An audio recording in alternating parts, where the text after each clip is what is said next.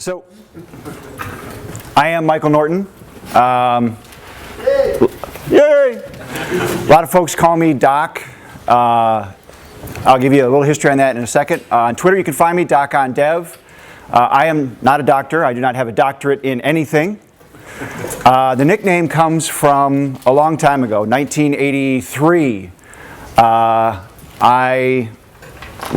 guess was is not correct. I am a smartass, but in '83 I was also. And I was want to correct my friends when we were in arguments. Rather than looking to win the argument, I would look for the logic flaws in their argument and tell them why their argument was invalid, and pretty much leave it at that. So I actually got the nickname Doc Logic, which was an insult, not a compliment, but it stuck, and here I am today. So, Doc, I do not have a doctorate. I'm going to try this little device, which I've never used before. Do I have to point it at it? No, you shouldn't. I shouldn't have to. All right. So I am a software craftsman. Now, craftsmanship already means a number of different things to a number of different people. From the moment that I heard it, almost immediately thereafter I started hearing things about guilds and secret clubs and all kinds of stuff, right? But to me, what it means is this set of values. And as a craftsman, what I am trying to do is execute my craft and live my life in accord with these values. It doesn't mean that I always do, it means that I always try to.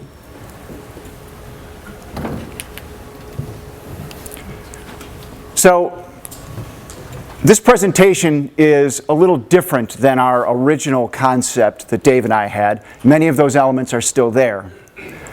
But as I was putting this thing together, I realized that there was a little bit of a different message that I wanted to be able to deliver. We need to talk. What I mean by this is that we need to talk amongst ourselves within this small community and take it back and deliver the word. We need to talk. We need to get the word out about who we are and what it is that we do.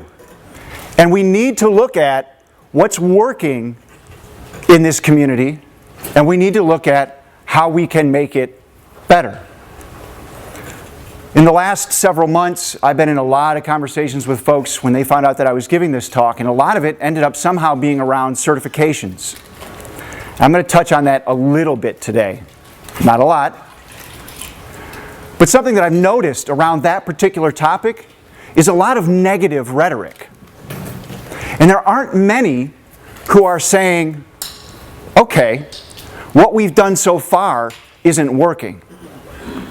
What can we do better? Right now, we're just stopping at what we've done so far isn't working.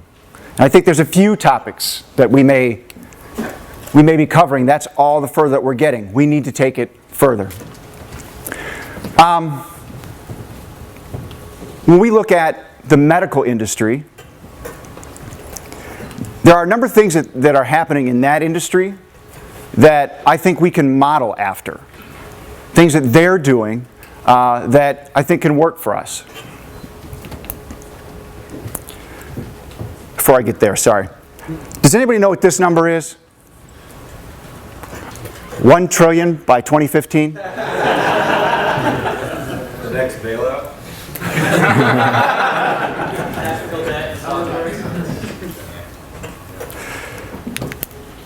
I couldn't get my head around this number, so I tried this. It didn't help.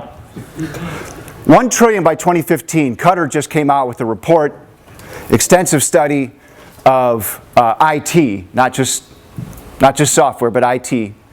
And they're predicting that the debt, the IT debt, as they're referring to it, is $500 billion now and will escalate to 1 trillion by 2015.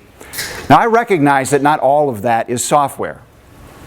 I recognize that a significant portion of that is hardware and many other aspects.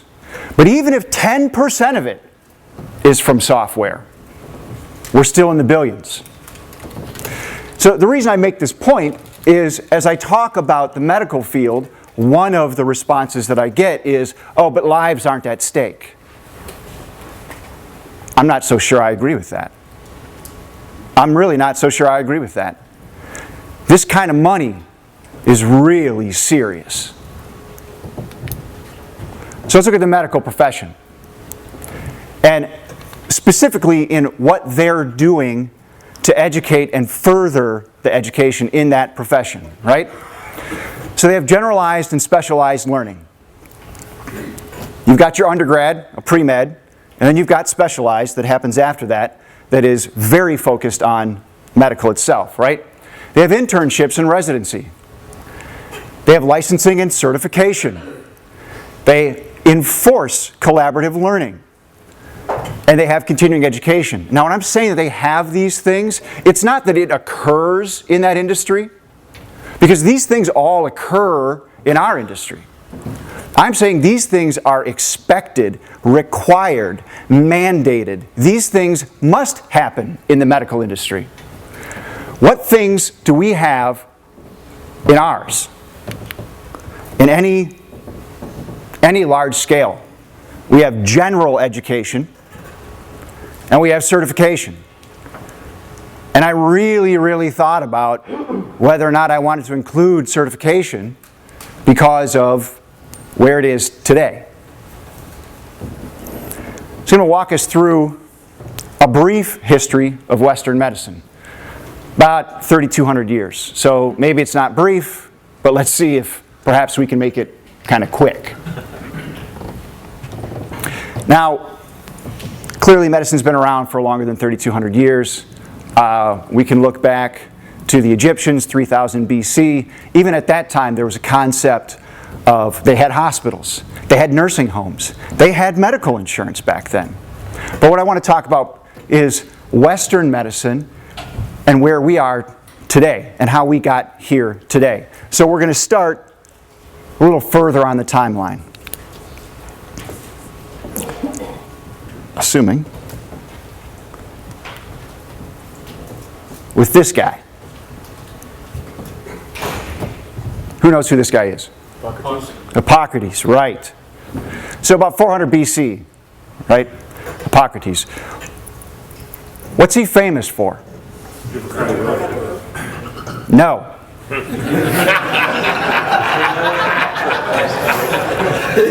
Apparently, yes. So, and there's an irony to this. So Hippocrates, the most significant contribution that he really made to medicine was he said, I don't believe that human affliction is brought about by the anger of gods. I believe that there's a separation between our faith and what ails us. And it allowed the medical field to start looking at the human condition from a different perspective. So what's the irony? The irony is that the Hippocratic Oath, which was written later in his honor, is a prayer to the gods. Hippocrates taught in a master-apprentice format. Right? He would bring in 5, 8 students, no more. They would live in his home. They would live on his land. They would care for that land. They would care for his stock, in exchange for which he would teach them. And he would slowly allow them to begin practicing until he felt that they were ready. They would become practicing physicians. And after a number of years doing that, they would then take on their own students. And this was how the medical field carried knowledge forth for years and years. Everything that happens today can be traced back to that guy.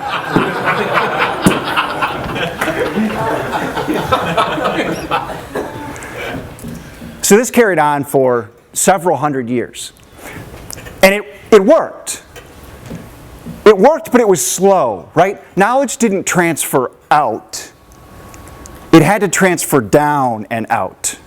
I had to tell 8, and then 30 years later, they would tell 64. And I can't do the math. But so knowledge was slow to move through the medical industry, but this worked. And the care that was given was excellent. These people had passion. They gave their lives to their craft. They lived for it. In about 1000 AD, something significant happened. The Canon of Medicine was written.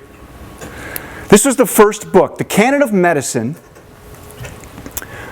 was the accumulation of Eastern and Western medical knowledge that had been handed down through this master-apprentice format over the course of the last 1,500 years. A comprehensive tome of everything we knew about medicine and how to care for patients. Why is this significant? Well, the moment this thing was written, and you can see that the original was written in Arabic, we began translating it. We began translating it into multiple languages. What did this allow us to do? It allowed us to scale the learning and to expedite it. And within a very short period of time, in 1100? I don't have my notes, sorry. 1100 AD, the first school of medicine opened. Now, there were schools prior to this, right? But they were very informal. They were small. This school in Salerno, Italy, is considered the birthplace of modern medical education. And this is another significant change. We started teaching from books. We started lecturing about medicine, about care for patients. Right? It scaled. We were able to deliver the information much, much faster. And we believed that we had covered everything, that we knew it all. And so for a few hundred years, this is exactly how medical information was handed down. You went to school, you were taught, and then you went out and you practiced.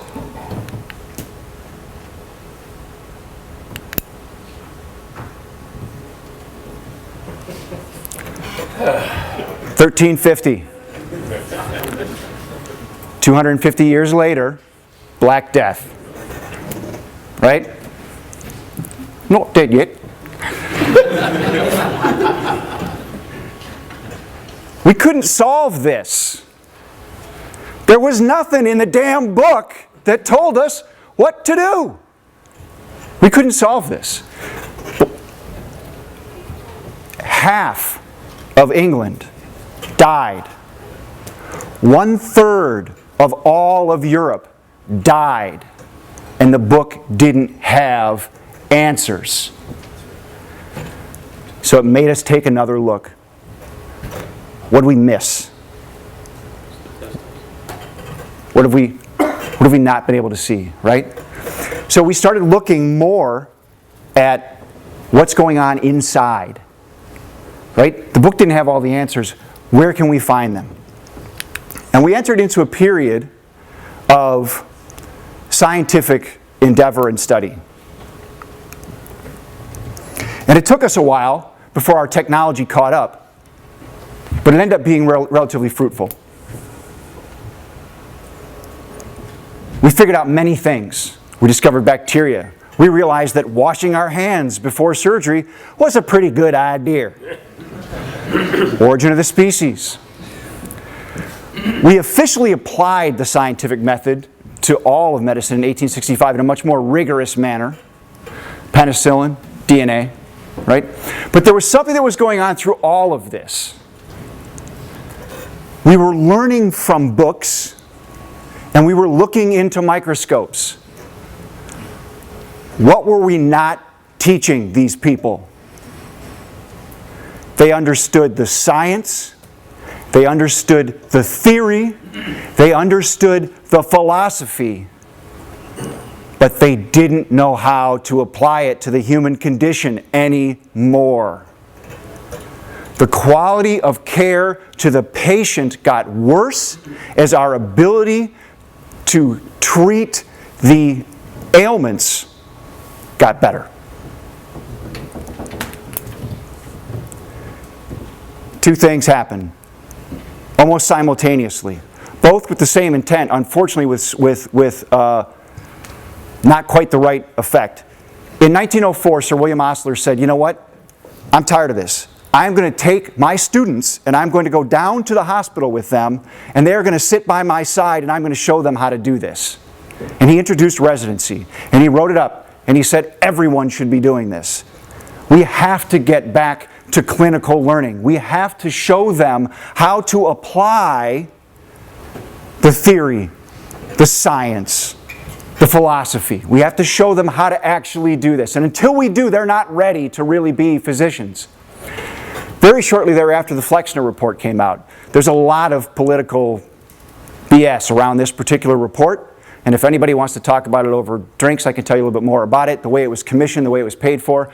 But regardless, the theoretical intent was to identify schools that were wanting, to identify schools that could not provide the proper education and handle clinical teaching.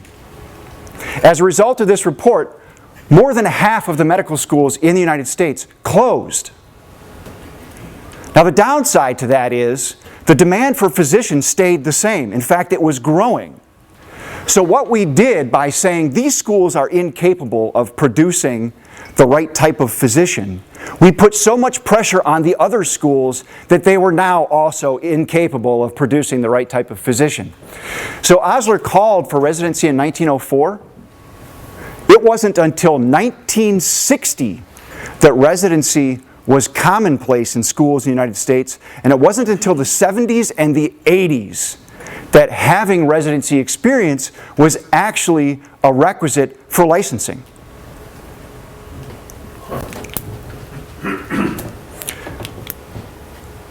So I want to take a quick look at this timeline here.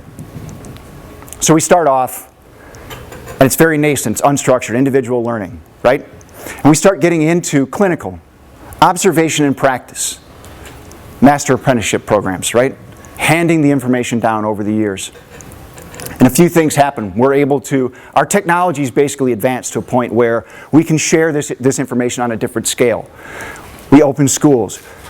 We run into some serious problems and we're not sure how to solve them. So we turn to science to help us solve all of this. And that's not a bad thing. We learn many great things from it. But if we look, what happens is we've gotten completely into non-clinical. It's all science, theory, and philosophy.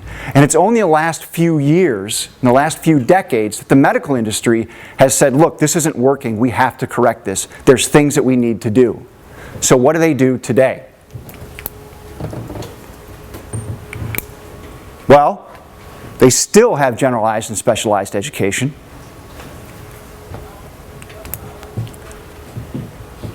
But they also have internship and residency. Internships and residencies, they've got their flaws. The execution isn't perfect, but it has made a drastic improvement in overall care to the patients. They have licensing. They have certifications.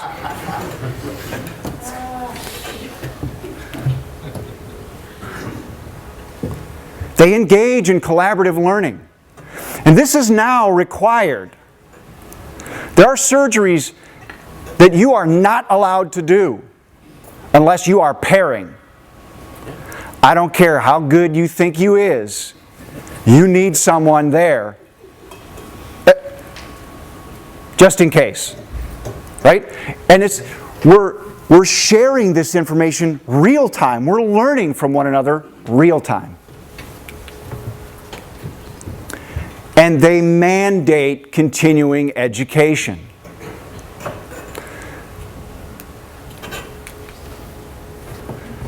So we looked at the chart earlier. We don't have most of these things. Now, on the topic again of licensing and certification, for our industry, I'm not sure that we'll ever get licensing. Not on the scale that medical and other professions have it. And there's a few reasons for that, in my opinion. And I could be wrong. But licensing worked. It was able to be enforced because you couldn't go elsewhere. Right? If the state of Illinois says you are no longer allowed to practice medicine in the state of Illinois unless you are licensed, that means that an entire population has, their only choice is licensed doctors. Therefore, it's easy to enforce. If you say you cannot practice software development in the state of Illinois unless you are licensed for software development, well, I'll just go to Indiana. Right? I can outsource it. It's not a localized thing. Same thing for legal. So licensing, I'm not sure that we're ever going to get at the scale that they do. So it gives us an interesting twist on certification. Licensing and certification in the medical industry are the fulcrum for continuing education. If you do not continue your education, you lose your ability to practice. Is there some way that we can give certification teeth where it actually means something and becomes the fulcrum for continuing education? I don't have the answer to this. I don't know. That's why we need to talk. We've got to have these conversations. We've got to be looking at these things and saying, how can we make this work? How can we apply this to us? What can we learn from other industries? How can we make what we do better?